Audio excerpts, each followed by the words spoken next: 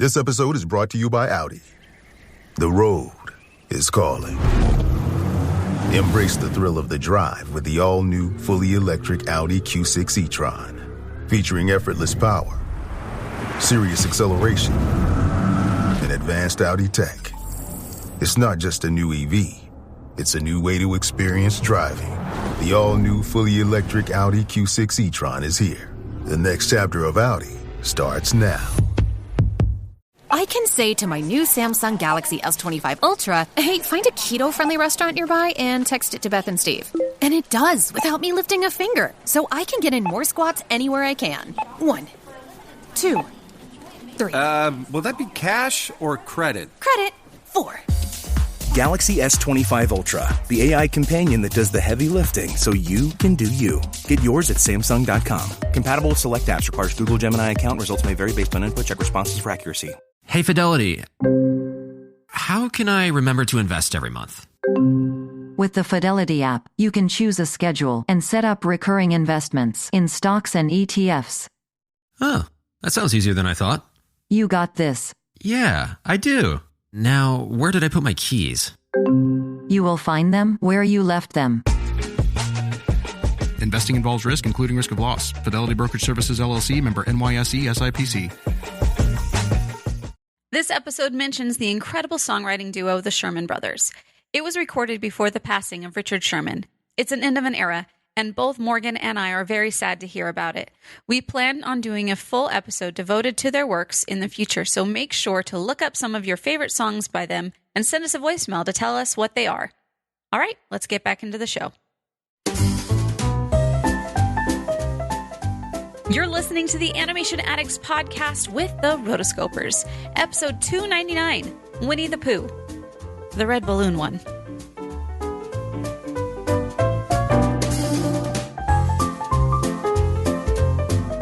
Welcome to the Animation Addicts Podcast with the Rotoscopers, the #1 place to get your animation fix with animation addicts just like you. Each episode, we dive into the wonderful world of animation featuring Disney, DreamWorks, Pixar, and everything in between. From hilarious discussions and movie reviews to interviews with industry insiders, this show's mission is to brighten your day through our love of animation. So hop on your nerdy couch, grab some snacks, and get ready to hang out with your animation besties because it's time to dive into today's episode. Hey there, Animation Addicts. I'm Morgan Stradling. And I'm Chelsea Robson. We're back at you with another double dose of Winnie the Pooh. It's interesting. We are doing 2 of the Disney canon Winnie the Pooh movies. There's been quite a few Disney. There's actually, I think, 6 times the Winnie the Pooh, 5 or 6 have been released in theaters, obviously under Disney Toon and different studios. But as far as the Disney canon, there's only 2. The Many Adventures of Winnie the Pooh, which was 1977, and Winnie the Pooh, 2011. So we are going to discuss Disney's last hand-drawn animated feature, see how it holds up, see what they did right, what they did wrong, see if we like it. Oh, bother. So let's do it. Take your plans out of the group chat and get long weekend ready in new Abercrombie. From day to night, pack new outfits for every part of your itinerary. Grabbing brunch? Throw on the A&F Mila dress. Then head to your dinner reservation in their new bubble hem mini dress. And yes, permission to overpack for pics with the girls. Abercrombie's best-selling Scarlet Squirt deserves a post in your feed. Your plans are worth it. Shop Abercrombie's new long weekend collection online or in store. This is a message from sponsor Intuit TurboTax. Taxes was getting frustrated by your forms. Now, Taxes is uploading your forms with a snap, and a TurboTax expert will do your taxes for you. One who's backed by the latest tech, which cross-checks millions of data points for absolute accuracy, all of which makes it easy for you to get the most money back, guaranteed. Get an expert now at TurboTax.com. Only available with TurboTax Live Full Service. See guaranteed details at TurboTax.com/guarantees.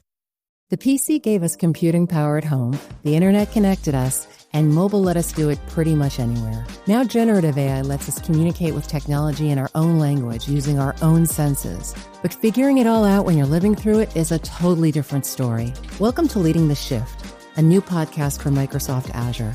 I'm your host, Susan Ettlinger. In each episode, leaders will share what they're learning to help you navigate all this change with confidence. Please join us. Listen and subscribe wherever you get your podcasts. Deep in the 100-acre wood where Christopher Robin plays, you'll find the enchanted neighborhood of Christopher's childhood days. A donkey named Eeyore is his friend. This is the very first time that I have ever seen this movie. So I was engaged. I was glad to do it. Awesome. So for general info, the studio is Walt Disney Animation Studios. The directors were Steven Anderson and Don Hall in Don Hall's directorial debut. It was released July 15th, 2011. Runtime 63 minutes, though I kind of, that's including all the credits in the end. Yeah. I mean, I guess that's most movies. They include the end credits, but the budget, $30 million, an impressive $30 million. Say that again. Wow. But the box office was $50.1 million. So it was not considered a success. No. In the least. And we're going to talk about that. So Chelsea, this was your first time seeing the movie. For me, I did see this in theaters. So I remember taking I wasn't married yet, but I took my niece and nephew on my now husband's side. And my niece was 7. And I think I just took her. I don't think I took anyone else. Well, interesting. You're winning points early with them. Yeah, I mean, I wanted to see it anyway. I was like, let's take some kids. So I took them. Bring out your kids. Crazy, she's married now. So that's like, wow, okay, you were 7 in 2011 and now you're married. Wow, time really does fly. So there we go. But I remember seeing this and just being excited for it. It was hand-drawn animation. Disney is back. And it's classic Winnie the Pooh, what's not to love. So we're going to sit down and we're going to talk about it. So what were your initial thoughts, Chelsea? Well, I would like to actually start with how much I enjoyed watching it. Like the animation of it. Like just looking at all of the characters and looking at the style and the backgrounds. I just felt like so at home doing it. And it was lovely. I was very much a fan of the 2D animation, because you could tell that while it wasn't the same as the Mini Adventures of Winnie the Pooh, because that one was done in the Xerox era, it was still, so it definitely was different in like the essence of it. Or I'm not the essence, but like just like the details of it were just slightly different. But it was still the essence of Winnie the Pooh, and just all the backgrounds was just so whimsical and just homey. Lovely, homey, whimsical. Those were the kind of words that I was thinking of. Yeah, I loved that they paid homage to the original and just tried to tell a new Pooh story without trying to completely redo and revolutionize Pooh. Yeah. Which could have, gone even worse, right? But so, yeah, it's interesting. One thing I did notice is that I felt like they tried to stay true to the style, and they had different things that they changed here and there. Some of the characters have slight modifications and changes. Winnie the Pooh, there are certain scenes that do stand out where it looks like they were trying to recreate the sketchiness of the Xerox era, and I felt like I saw that in some of the scenes with Pooh. You have your classic narrator, which I loved. Which was done by John Cleese, which I cannot think of John Cleese without thinking of the 90s live action version of Jungle Book. Like, for whatever reason, that to me was his pinnacle role. And so it's like, oh, it's that guy. I love hearing him. So it's interesting. I'm so glad they didn't go the route of celebrity voice actors for this. Yeah. Which some studios will do, even though like we have these characters that are established. We're going to totally redo it. We're going to have Chris Pratt. They could have. It was early days. He could have been in the running. But, one thing with Disney, when it comes to these tentpole franchises, and they're really evergreen franchises like the Mickey Mouse characters, I think Winnie the Pooh counts as one of those. They really try to create integrity in the brand and in the voicing by having consistency in the characters. So they don't constantly hiring new voice actors. They have Jim Cummings, who is the Winnie the Pooh and has been the Winnie the Pooh for decades at this point. You know, he does Tigger, and they really have established people who are doing these roles. So that way you're not distracted by it. Now, I will say not everyone was your traditional Winnie the Pooh, you know, Piglet. Well, before I go to that, Piglet was the guy who played Piglet, Travis Oates. He has been doing Piglet since 2005. So, you know, for me, Piglet definitely sounded a little different, and I didn't love it. I felt like there was something off with Piglet, but maybe because he was just such a different Piglet that I wasn't quite used to it. But, you know, Bud Lucky does Eeyore. One thing for Rabbit, the voice actor for Rabbit was actually still alive. Oh, wow. And he ended up dying in 2012. And they didn't bring him back? No, they didn't bring him back. They recast as Tom Kenny. And I just thought that was very strange because I thought Rabbit sounded the strangest to me as far Ken Sansom. And Sans, that's a name that probably gets messed up all the time because you want to say Samson. Yeah. But it's switched, the N and the M, Sansom. But I don't think you say Sansom, but I'm doing that because I keep messing up. Sansom. Okay, Ken Sansom. He said he was asked about it, or he was asked about voicing it, and he said, I'm not sure, but he was replaced, and then he claimed he was still under contract. So he was still under contract to do the Rabbit voice, but I don't know if, you know, Rabbit, like I said, it sounded like this old woman to me, a very more mature voice. And so I don't know if maybe at this point in his life, he was just so old that he didn't really have the voice control needed to do the role. Yeah. You know, because these characters can be very exaggerated at times. I don't know the reason, but I felt that was kind of a bummer. It would have been a nice little last homage to him. You know, who knows? You don't know when he's, you know, going to die. Right.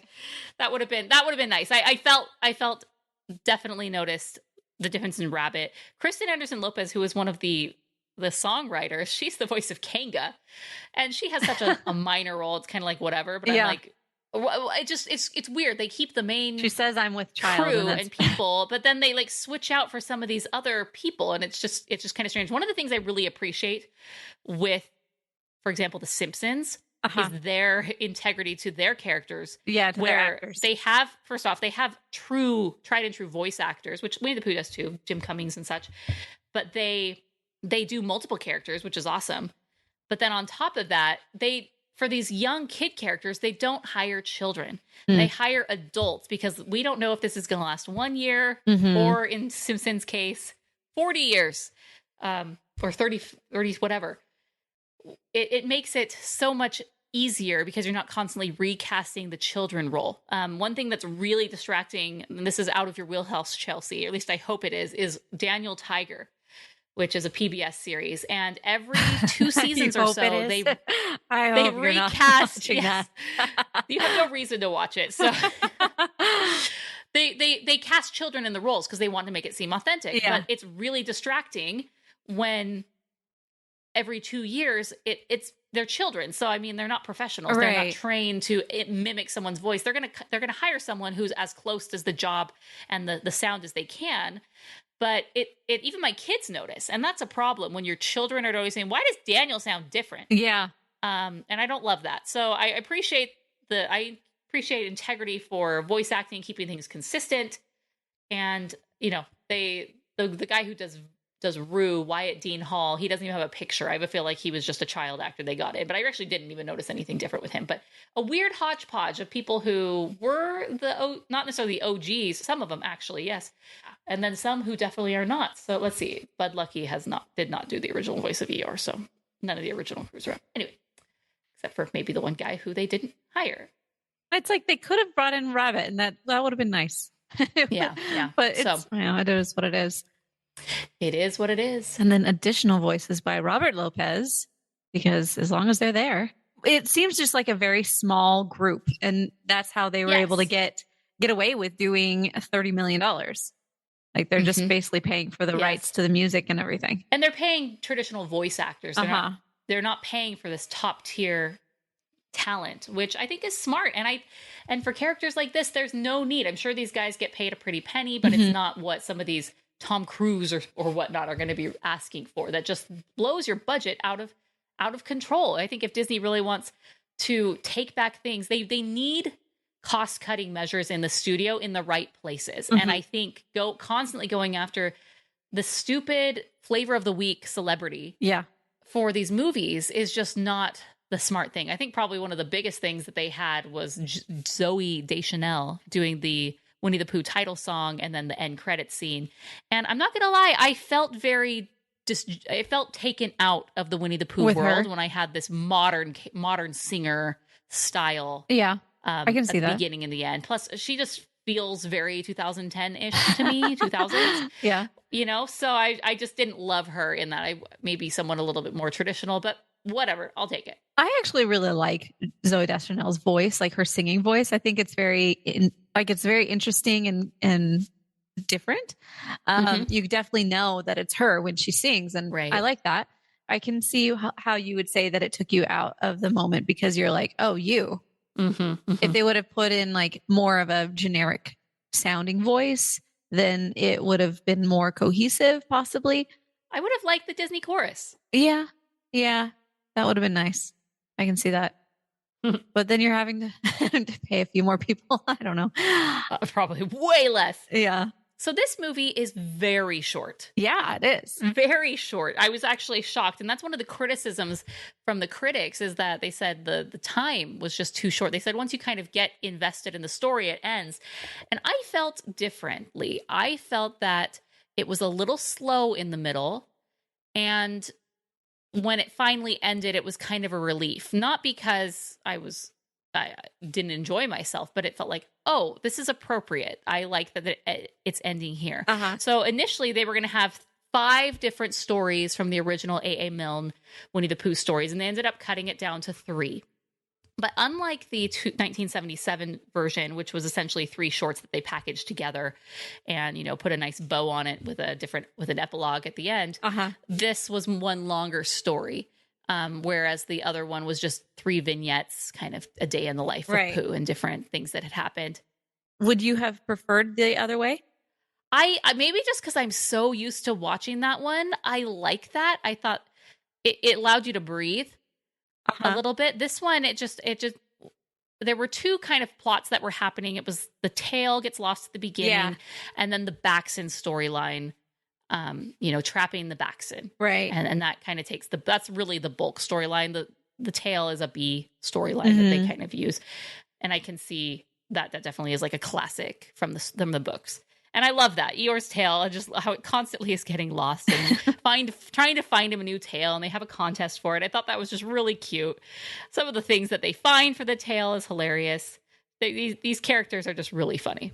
Yeah, I felt like it flowed really well. I had kind of forgotten about the tail until it happened at the end. And like he walks by, and I'm sure that they did it that way because they need to make sure you remember, oh yeah, he doesn't have a tail. So at the very end, he's like, wah, wah, wah, and walks by, and you're like, oh yeah, where'd that go? And then Pooh finds it at the end. And of course it's Owl, who has been the cause of all the problems in today's episode. Yes. Yeah.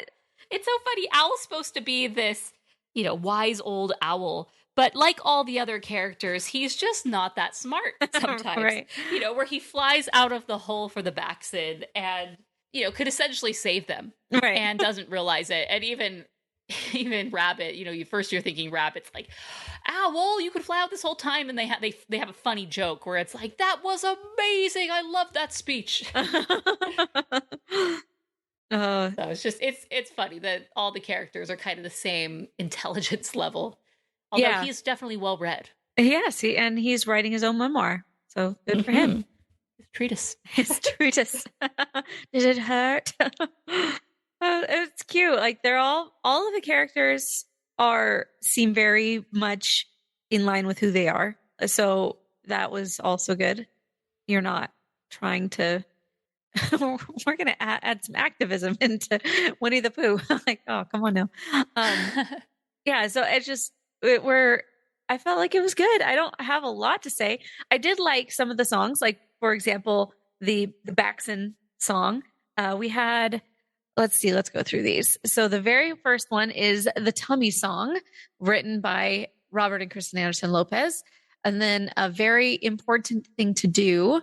That one, as you're going around and they're dropping all of these signs in everybody's yards. And I have the picture of Rabbit being very upset because of all of the signs wrapped around his garden. And then you have the winter song, to you, the Baxen song. I thought the Baxen song was a really good one.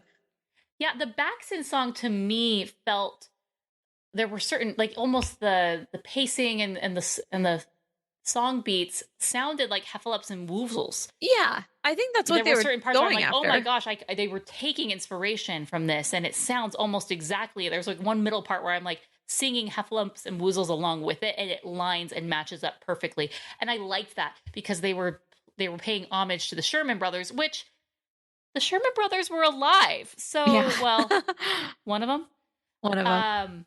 It would have been cool to bring them back. I don't know. It's just like when you have this talent that's still around and you're kind of doing one of these classic things, it's like, they're so good.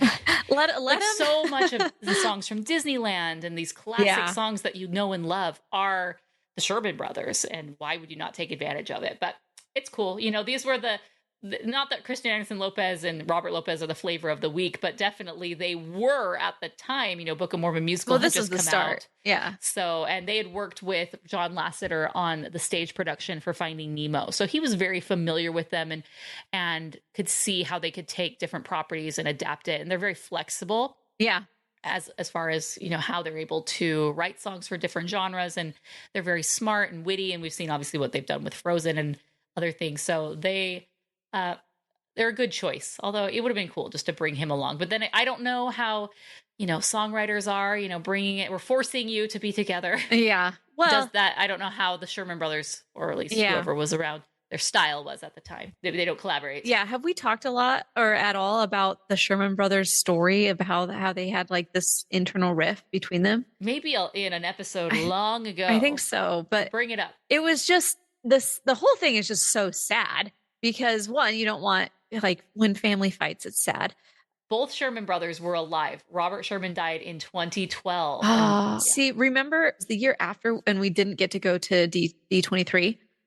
Uh-huh. And I just remember Robert and Kristen Anderson Lopez were talking about going to see the Sherman because you had Richard Sherman performing that. Yes, yeah. And I was just like, oh, remember that. That would be sad. I mean, I would like to see that. But yeah, they had this, there was an internal feud.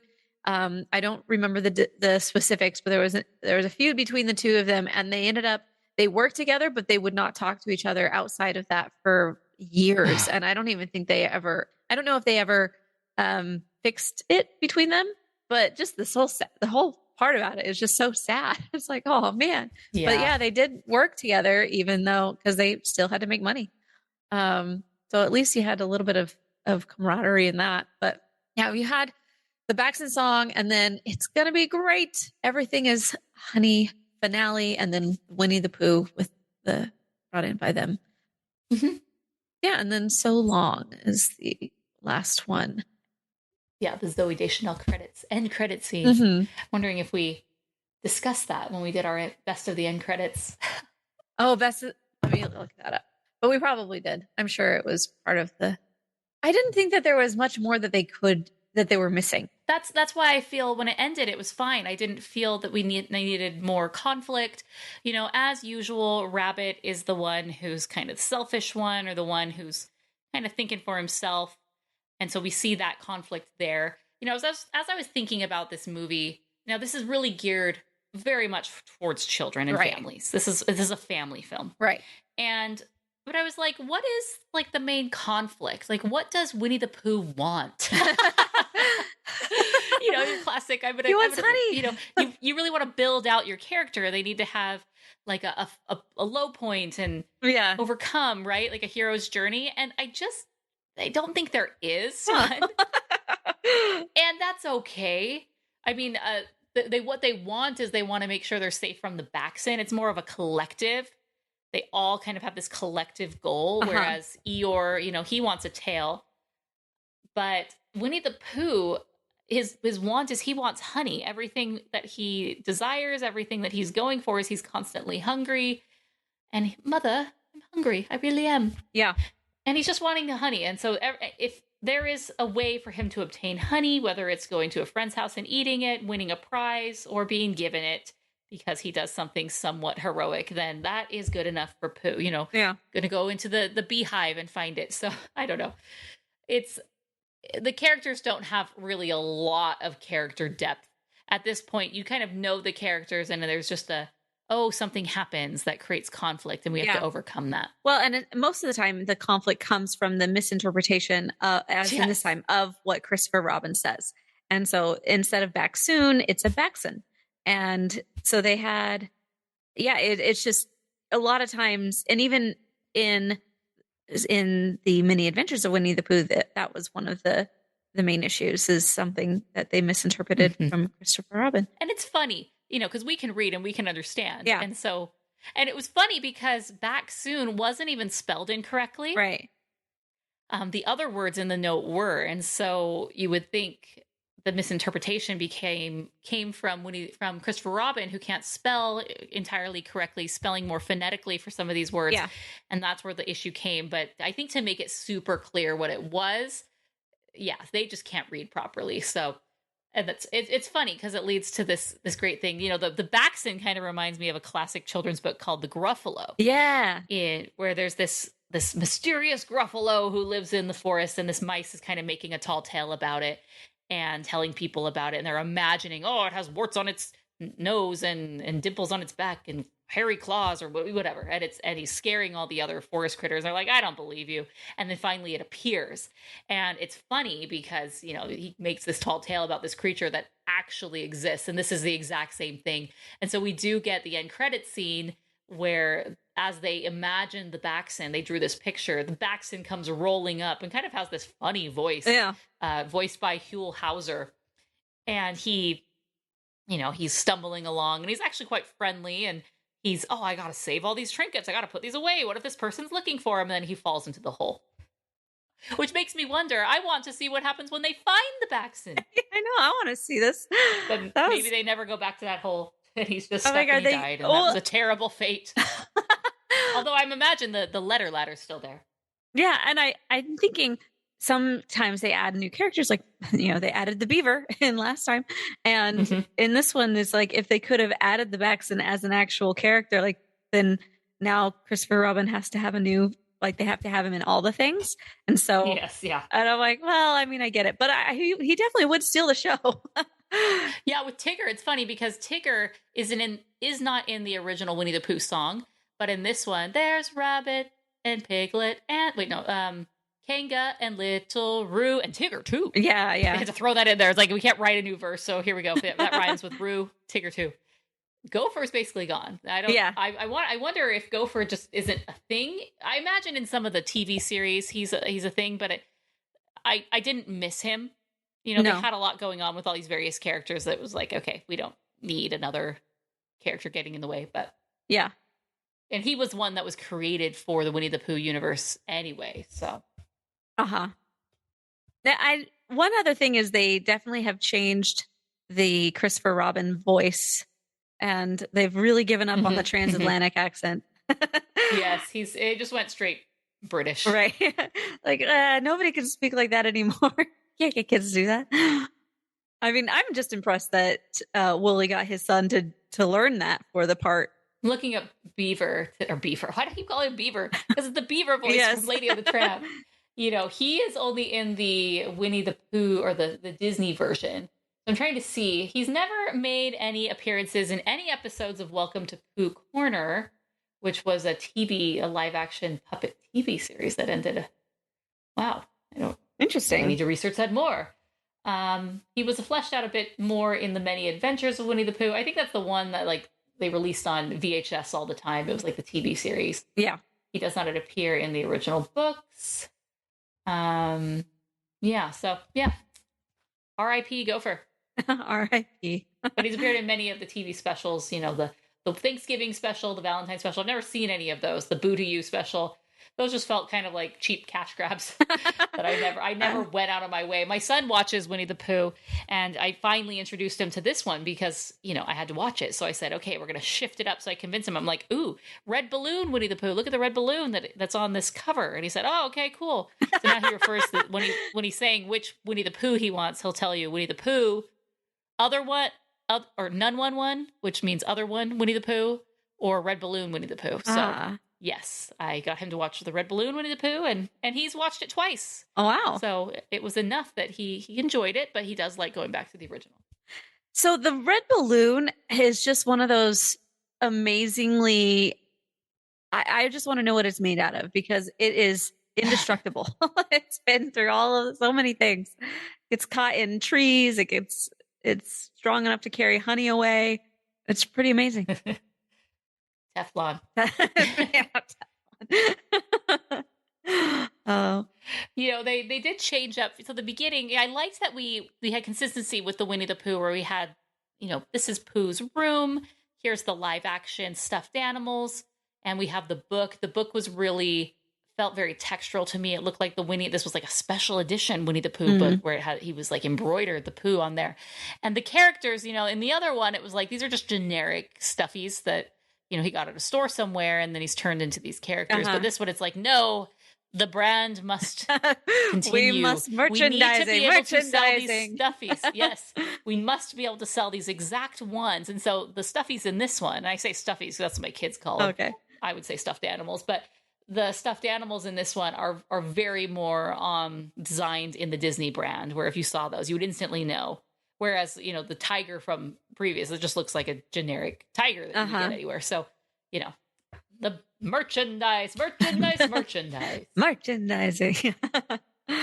Spaceballs. It's a shame that this didn't do too well. Yeah. It did $50 million. In the United States, I think it, barely did. It closed in September, 26.7. So basically 29% of its final gross was from North America. And overseas, Japan loved it, 4.13 million, because they love Winnie the Pooh. They do. And other countries did other. They eventually went to 23. That doesn't make sense. 29% of final gross is not 26 million. I think someone needs to update that number. It's 50. It's around 50%. So I'm trying to think why did this movie do poorly? And I think there's a few reasons. I think because of how much Disney has hit the preschool market with Winnie the Pooh. Winnie the Pooh feels like a preschool brand. Yeah. Even though anyone can enjoy this. And so I think because, I watched that when I was a kid, I watched that when I was a baby, and they've just really targeted that audience, which is fine. They really found a great audience there. When it came to, hey kids, what movie do you want to see? Do you want to see Winnie the Pooh? I don't imagine the 10, 12-year-olds getting super pumped up and excited. So I think it was kind of a hard sell for families that had older kids, unless you were hardcore Disney fans and you were going to see it and realize, oh my gosh, this was just such an enjoyable film. My kids watch it, they're not super old, but they're 7 and 5, my older kids, and they love it. I don't think they've hit this like, oh, that's too little, but I think that probably hit it. Older people probably weren't going to go out of their way and watch Winnie the Pooh. It didn't necessarily have that draw, and it just didn't have that word of mouth. It was fine, but it wasn't something that I was going to tell people like, oh my gosh, you need to go see that. That is amazing. And it's just a shame. Like, this is the last hand-drawn animated film that the studio has put out. Yeah. I'm not going to say ever. I really think that there can be a resurgence, but it's something that was lame. I was reading through some things about it, and Peter Del Vecchio and Jennifer Lee had an interview in 2019, and they said, "Oh no, we're going to do 2D animated again. Don't you worry." Here we are 5 years later. Like potentially, maybe they were referring to Wish, because there was an idea that was going to be 2D animated until I'm sure they realized, crap, we've basically disenfranchised and fired all we've of our alienated all of our top traditional talent. animators, and they don't want to come back, and we don't have the skill set. This is not a skill set. You cannot transfer an animator who's never animated by hand from a computer to hand. No. You can, if someone who's studied the principles of animation and has traditionally done traditional, I think that's an easier jump. It's definitely a different skill set to learn for sure, and there's learning curve. But I feel like if you aren't the most talented and we've seen what happens when people get off model, because animating and drawing by hand is hard. Yes, it is hard. So one thing I will say about this is that because this was the same crew that did Princess and the Frog, there was literally nowhere where I saw an off model character. Oh yeah. Even during the Disney Renaissance, there are scenes where the character is maybe in the background and he looks off. Aladdin, for example, is a great example, not because this is a skill set issue. It's actually a totally different issue, is where they ended up aging Aladdin up. Oh. And so he looks younger in A Friend Like Me because that was the first number completed. Right.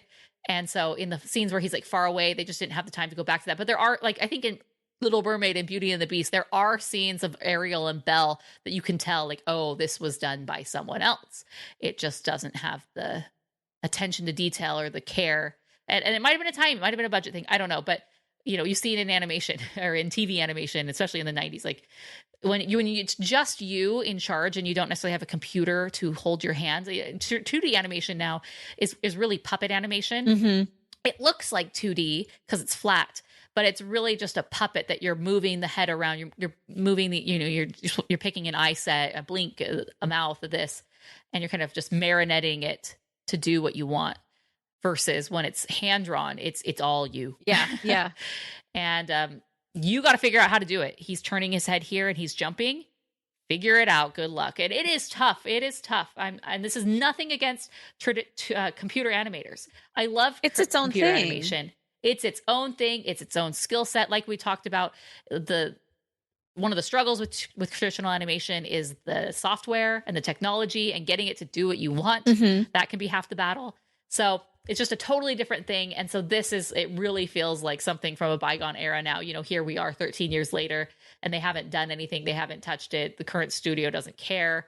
It's so funny. The Mufasa trailer came out recently and it's being panned. It's bad. Okay. You know how I feel about live action remakes, right. But especially that one. That was just, I never saw it. But the reason I didn't see it because I was already banning these things, but it looked soulless. Like you compared the scenes from, they're side-by-side videos where they're kind of there's very much a lot of scenes that are similar and the same, same poses and whatnot. Yeah. And you compare the characters in the quote live action version, which it's just 100% CG animated, yeah. And the traditionally animated, and there's no emotion to the characters. They don't emote. They're just blah. And, the people have gone in and like redone the characters to actually show emotion, and it's so much better. But, anyway, so people reading the comments before Disney shut the comments off. So there's some tea for you. No one trusts the Disney brand anymore. Yeah. Okay. Like I was saying, I don't know if I was saying this too, but in 2019, when The Lion King came out, they had a few remakes under their belt and people hadn't been totally fleeced by Disney yet, where they were like, yeah, I loved The Lion King. I'm going to see this. And then a lot of people were like, oh yeah, it was great. But never once did I hear anyone say they went back and saw it. They've watched it again. Like, I think people kind of convinced themselves they liked it. But in reality, I don't think people did. But now, after we've been fleeced and Disney has done so much to just tarnish its name and its brand, that people are like, I'm not falling for this anymore. And people don't appreciate like this Mufasa, where it's like he had no royal blood and he was like stealing the throne. Like, oh gosh, it seems so off from the character. Yeah, people are mad. People are really upset. Because that's the thing, is I have not even looked at it because I just don't want to. And the whole thing looks weird. And what's leading me to say this is before the comments were turned off, a ton, I'm talking a lot, not just a handful here and there. Like a lot of the comments were saying, wow, I wish Disney would just do this as a traditionally animated film, or like regular animation, or the old school, old style animation, and it was like, people want this. People really do enjoy it. But at the same time, like people say they want 2D animation, but then, that you do something like Winnie the Pooh, and then, the audience doesn't show up. But I think this is two totally different things. Winnie the Pooh was an age demographic thing where people associated it with being a preschool brand. Yeah. So it was never going to be this, huge success that had, like some of these other ones. Well, I would never go into Winnie the Pooh thinking that this is going to be like full of intrigue and like, it's Winnie the Pooh. For sure. I know what to expect. And like, it would have been bad if they would have done anything different. It would have just been like, you've totally like changed who Winnie the Pooh is. But it was lovely. Like I had no qualms with this movie. I felt like it did exactly what it should have done.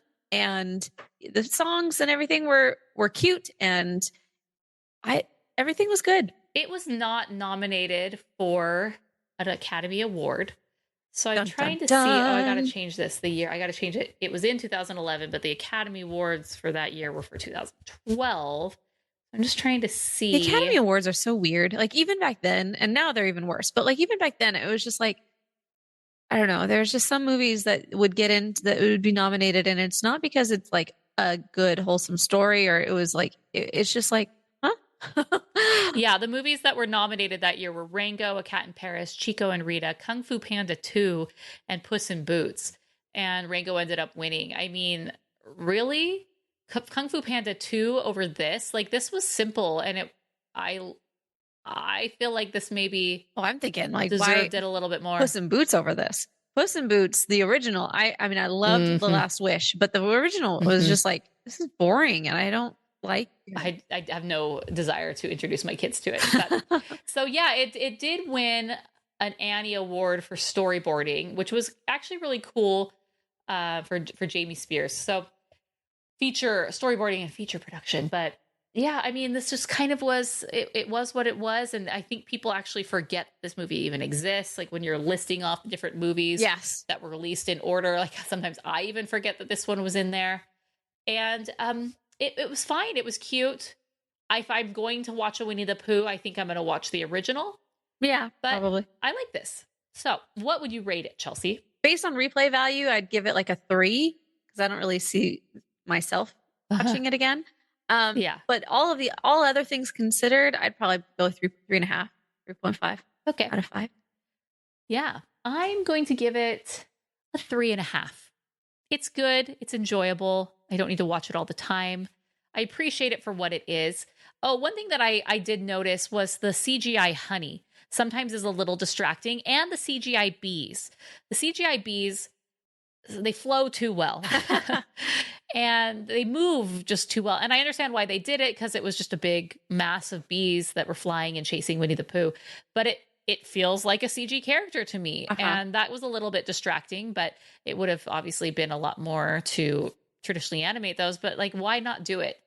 It's just such a smaller part of the film. I mean, heck, they animated all of the bubbles in The Little Mermaid by hand. Yeah. And it's amazing for it because it feels real. It feels authentic. Like imagine now it would probably come off very sterile. I don't know. But yeah, so the new one did. And the honey. When the honey was on Winnie the Pooh, you could tell it was traditionally animated. But when it was this big flow, amorphous blob that was chasing him or he was in it, while they did a pretty good job rendering it, that for me, I could tell and it took me out. But I think I am like the exception where I'm like hyper aware of CGI in my 2D animated films. I mean, for me, it's integrate, seamless as much as you can. So that didn't do it for me, but it was okay. Like it was pretty well done, but I felt like, come on, we should have got some effects animators to do this. Yeah. Well, traditional effects animators. I'm sure they had effects animators to do it. Yeah. So anyway, so this was a fun one. Like Christopher Robin, he was the one who had the biggest design change, like you said. His voice is a new voice, and he looks different than the Christopher Robin of the other one. And I'm not sure why they felt the need to totally redesign him, but I was fine with it. He was cute. He's such a cutie. Yeah, it was good. Well, if you would like to tell us your comments on this movie or any of the other movies that we have done, you can go to rotoscopers.com. And for this one specifically, it's rotoscopers.com/299. And you can also check out and see what we have coming up. Also, one of my favorite pages is rotoscopers.com/every episode ever. You can just go ahead and see what movies that we have already done. If this is your first time joining us, we're glad to have you. If you are a long-standing listener, go back and listen to some of our favorite ones from before too. You'll enjoy it. I promise you. You know you will. That's why you're still here. All right. Until next time, we are the Rotoscopers.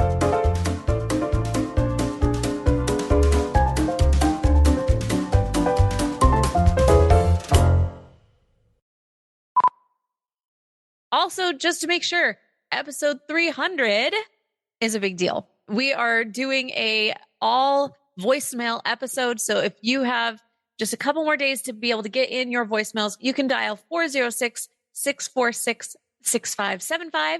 Or if you're out of the United States, you can go to rotoscopers.com/voicemails and let us know your thoughts on everything. We'd love to hear from you, and we are excited to be with you once again. You've been listening to the Animation Addicts Podcast. If you enjoyed this episode, don't forget to subscribe and be sure to leave us a 5-star review. We're available on Apple Podcasts, Spotify, and wherever you listen to podcasts. And if you want to help spread the word, be sure to share the podcast with your friends on social media. Just don't forget to tag us at Rotoscopers on Instagram and use the hashtag Animation Addicts. For all the links and full show notes for this episode, go to rotoscopers.com/podcast. Now, if you still can't get enough for your animation fix, be sure to subscribe to us on YouTube and visit rotoscopers.com for more animation news, reviews, and interviews. Thanks for listening. That's all we have for today. Until next time. Oh, we already did that.